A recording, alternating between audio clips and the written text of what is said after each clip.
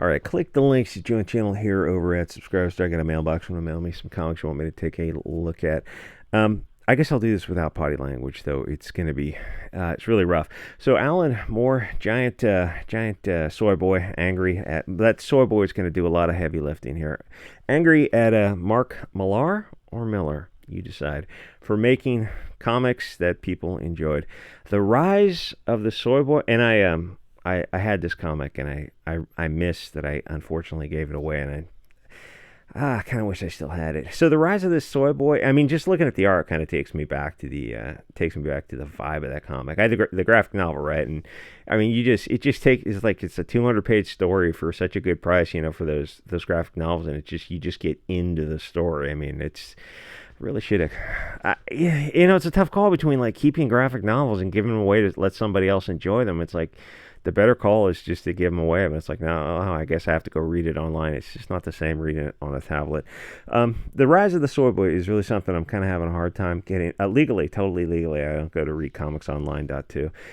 This Soy Boy is, I'm having a hard time getting my mind wrapped around when normal guys start repeating this kind of soft bullshit talk, and they just sound like they're just parodying other people's ideas, and like deep down, I don't think they really believe it, and they sound like women, which, yeah, no offense to the two female people out of, which is a problem because we already have women. We don't need men who act like women. Looks around nervously at the Weimar. It's just like, God, what great art that was. And this is like from '86, I think. Looks around at the Weimar Society. Oh, this is so what happens when good times create soft men. Now people are looking around for the hard men, and there really aren't any, or they're keeping a really low profile. It's like, well, this is probably the time to step up. There are a whole lot of fat boys on the couch playing video games and eating noodles. You're listening to this, you're like, that's literally me. A society full of pussies and soy boys just kind of gets replaced with invaders who still have blood in their veins. The thing is, the social media platforms took some good words to describe these pussies away from us, so soy boy will have to do. So this giant bleeding vagina is crying about comics from the 80s when they were still having some fun to them. If you're completely unfamiliar with modern comics, I guess that could be another video, just a glance at some of the modern comics. Though, to be fair, some of them have improved somewhat, but that's, I mean, like Captain Marvel. Yeah, Captain Marvel has improved somewhat, but that's like a few of them have improved from something that's not worth $4 to something that's still not worth $4, but it might be worth $1.50 or something. They're still bad. They're just not the bizarre America Chavez. Though I'm gonna have to go through, and maybe I'll do another comic video. Believe it or not, it's weird. Like, comic videos didn't do well in the beginning for this channel, and now I do one like once a month, and they do absolutely fantastic. Like, that's, or maybe other people are not doing enough comic videos. It's kind of weird. Anyway, so this soy boy is crying because a comic from like 40 years ago offends him 40 years later. It's like, dude, it's in the past. It's like you're trying to judge things by your current standards is insane. Because as he gets older, I guess he's been overwhelmed by this pussification of society to the point where he's just a walking vagina dripping estrogen. So this specific graphic novel was a great one. I gave it away to my sister, or I lent it to her, and I just never got it back, and I kind of miss it. It was a fun 80s comic. It was something simple, well done. I've got like Neil Gaiman comics, and I would rather, I want nothing to do with Neil Gaiman comics. Honestly, I should probably give those away to people. I have a mailbox. If somebody, a used copy of this would be fine. Is the hint subtle enough? I've dropped a hint before, and nobody's ever sent me it. It's like, you're always shilling. Yeah, that's the whole point of having a YouTube channel and a mailbox, is to beg for cool stuff. Thanks, LG, for that red pocket knife. I love that thing. So it was also something that you're not going to see today. Comics that people enjoy reading. I can't imagine who's reading modern comics now. Society has been poisoned by this globalist media for so long, and the comic infrastructure is just absolutely, completely destroyed. Marvel, DC, the rest are controlled by women or males with the inner soy boy spirit of women, sheltered, brainwashed, gated community, echo chamber dwellers, all in these wealthy white areas begging for diversity. But for you and not for them, for some reason, they have wealthy English, Irish, German. and maybe some Asians, but that's all the diversity they need. But they want you to have it for some wacky reason that they never. No. Martha's Vineyard. Yeah, we're gonna ship them out the same day. Oh, okay. It's weird because you have a bunch of empty homes, mansions with many rooms. I mean, if anyone is financially capable of taking care of these people, it would be you. No. We have the like the police chief's home number. We're gonna call him up and have these people just sent away to live with the poors. Oh, fabulous. So these are the people writing or controlling comics, effing idiots. We still have the old comics in the movies, and you're going to need to collect them all, gather them all up, because the mainstream is dead and it's never coming back. I did that video on Disney the other day. I was thinking about this, the Blu-rays, and it's $1,500 for 100 Blu-rays. And then I'm thinking, like, wait, are you getting the original versions of these movies, or are they going to have, are they edited or updated, or is it like, are they going to have little warnings like, this is politically correct now because people are complete and total pussies? Or is it going to be like the original stuff? I have no idea. I mean, thing is, you're better off just going online and find the original stuff. For $1,500, that's like a hard drive, 5 terabytes is like a little bit over $100. I mean, you get the idea. So these soy boy pussies write diverse globalist propaganda. They write what they know, butt plugs and cucking. Hey, I think diversity, feminism, all that is cancer. Can I get comics that are not written by guys who love blowing their wives' boyfriends? When I read interviews with people like Alan Moore, I can't understand how men turn into something like this. If this is indicative of where society is going, then it's better to burn it to ashes and start over. God, that art is great. I'm really going to have to get a hold of the copy of this comic. So he's whining about a Batman comic being fashy. Let me be clear. If these soy boys use fash as a pejorative, then sign me up. When you look at the pussies and cat ladies who say that their greatest fear is fash, then that's clearly the direction we need to be going in. He criticizes Frank Miller's work as sub-fash because he doesn't want to get sued for defamation. Because the portrayal of Batman as a one-man hero was similar to Birth of a Nation.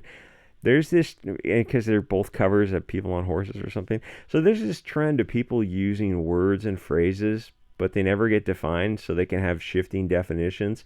The puppet masters pass them to create them, and then they pass them on to academia and media. They propagate them to the useful idiots on social media, and they just repeat them. They never get challenged. They never have their views under the spotlight. Sheep just repeat these words and they never define them. And it's the height of stupidity when the normies on the left and the right both use the nomenclature that the Bolsheviks gave them.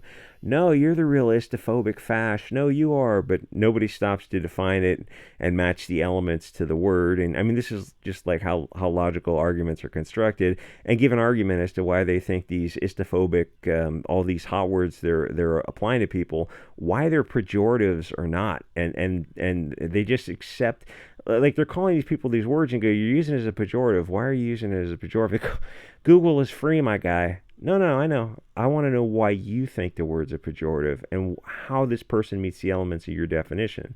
And it's very rare that you're actually going to have an adult engagement with these people who just want to offer, pithy bon mot ejaculations online. So people just kind of accept this spellcasting lexicon of the enemy, and they never stop to wonder why they're parodying the words that they don't understand. It's just stimulus response. That's the goal. The string pullers have brainwashed the cattle to hear a Pavlovian trigger word and respond without thinking about it. The best part is the manipulation has gone on for so long that they'll get mad at you if you ask them to explain the elements of why they believe what they say they believe, because it's the participation trophy generation of people who are just not familiar with having their views challenged. They can't even have the discussion without an emotional response. And whenever you have an emotional response to something, like, that should be the warning for you to stop and go, wait a minute, something else is going on. I'm not in control of my thoughts if I'm having an emotional response. For example, you have on one side a mass looting, violent crime, arson, chaos, sexualizing children, giving kids drugs and hormones, and then sterilizing them, and brainwashing kids by having them dance around in front of men at gay bars, and drag queens are reading to kids, and they seem to really hate free speech, and they want censorship and deplatforming, and Nina Jankowicz as a ministry of truth. That open marketplace of ideas and sunlight's the best disinfectant. be very wary. If somebody's telling you that they don't want their issues all out on the table, then they're telling you that they're trying to sell you a lie, or they're trying to manipulate you somehow. And if there's an appeal to emotion, then they're manipulating you, and they don't trust the strength of their argument. So that's one side. And these people tell me the thing they fear most are the fash. So their argument is the fash wants to protect kids so they can grow up and reproduce if they choose to, and have clean, quiet, safe neighborhoods, free speech, and no crime. Those are fash values, and the globalist values are to mutilate and sterilize kids. Oh, and open borders for high birth rate, high carbon footprint people. Okay, so the Bolsheviks are a suicide cult that want to genocide themselves and their tribe, and the Fash want to just simply survive as a tribe. So, like, why? Again, I ask why you portraying them as as this malignant force that you need to fight. Clearly, they're the good guys if your argument is true. So, why are both the left and the right still using these puppet master words as pejoratives? That's the power of media brainwashing, that you will gaslight yourself into using the language of your enemy. They just accept entire arguments that the globalists give them without stopping and asking for evidence, or daring to ask what is the opponent's point of view. What's the counter argument? You have to do this for literally every single thing, even things you've been brainwashed to just accept as as fact. In this case, the word fash.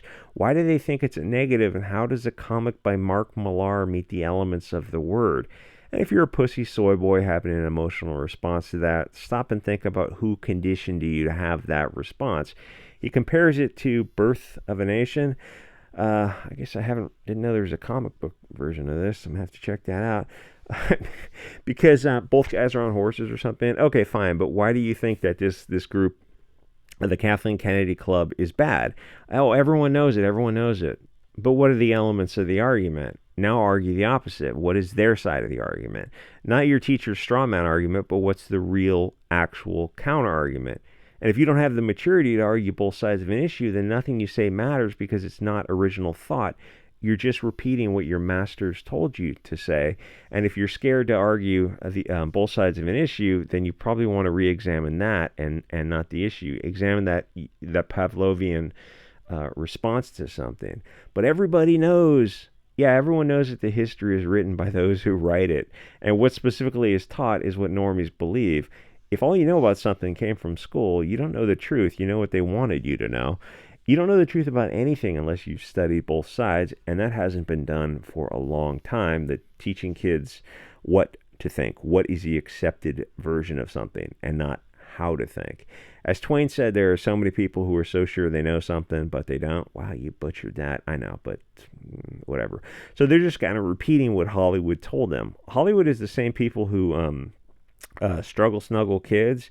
They're like, those are the people who have been controlling the narrative for 70 years. They're the worst people on earth. You know, these people have been applauding Weinstein for 30 years, or, you know, visiting people's islands, that kind of stuff. And it's like, oh yeah, so they've kind of controlled Hollywood for, like, controlling the narrative for, you know, at least 6 years, and they kind of started taking the mask off, pushing these bizarro narratives. Yeah. They're kind of the voice of moral authority, at least from people who watch TV. It's like, what American doesn't watch way too much TV? So there's so many people who are sure they know something that because they've learned it from TV and movies, and then you explain that it's fiction, and Hollywood lies, and they consciously kind of understand that, but subconsciously they still believe Hollywood or their schools, because kids are watching so much TV and movies when they're under the age. You know, the brain is plastic. They're not thinking critically about this stuff. They just accept it. And when they get older, they go, oh, everybody knows this is the behavior in the South. Because that's my own, come from this age range, the same childhood we had of, oh, we have this view of an area we've never been to because Hollywood told it to us. And then when you get older and you go, oh, I think I know this. And you go, oh, I think I know that because I learned it from Hollywood. And you look at Hollywood and like, oh, you're the worst people on earth. These coastal elites in the flyover country telling stories about, like, every story about the South is like a bunch of, you know, white guys in pickup trucks snuggling some girl at a bar, you know, the famous movie, and or some guys snuggling some other guy in the deep woods, and the other guys in pickup trucks. And I know I reference this thing so often, but it's like, it's such a bizarre trope, and there's so many adults who just kind of parrot this information that they were brainwashed into from these 70s and 80s movies about the South, and they're adults, and they just kind of like, that's their experience with it. And I talked to my buddy who does that, and I go, but you visit family in the South, and you know these are horse feather stories. It's like it doesn't really connect to people, and like the guy's an attorney, and he's still like, it's bizarre how many people are so deeply brainwashed, and they don't like just stop to think. How do you know what you think you know? Anyway, I mean, when you're talking to a lot of these cult members, these SJWs and these Twitters, these idiots, and you go, did you learn both sides of the argument? And they look at you straight in the face and they go, there's only one side of the argument. There is no counter argument to this. How dare you even propose that? And I go, you're in a cult. If you can't argue both sides of an argument, if you really legitimately don't think there's two sides to every story, it's like, people like conflicts out history. People have gone through conflicts out history. It's like, so what was the Japanese side of the conflict? What was the other side of the conflict? Like, what was their experience? Like, oh, I never really looked into that. I only read the war in the Pacific from the Allies side. It's like, then you don't. I mean, you don't know anything if you only know one presentation of an argument. People hear that kind of stuff and they lose their friggin' minds. Anyway, but I mean, these are the same people who have been fighting the fascists for 10 years. And you go, where are the fascists? It's like, the fascists, are those the kind of people who imprison their political opponents for peaceful assembly? And like use the power of the judiciary to go after someone running for office? Is that the fascists? No, it's different when we do it. Yeah. Stack ammo, friends. Anyway, like, comment, subscribe. I will see you guys again. This comic, I got a mailbox. If somebody wants to send I think it's 86. It's like, you can find it used online for like $15. I know, but I'm not gonna, like, I hate paying for things myself.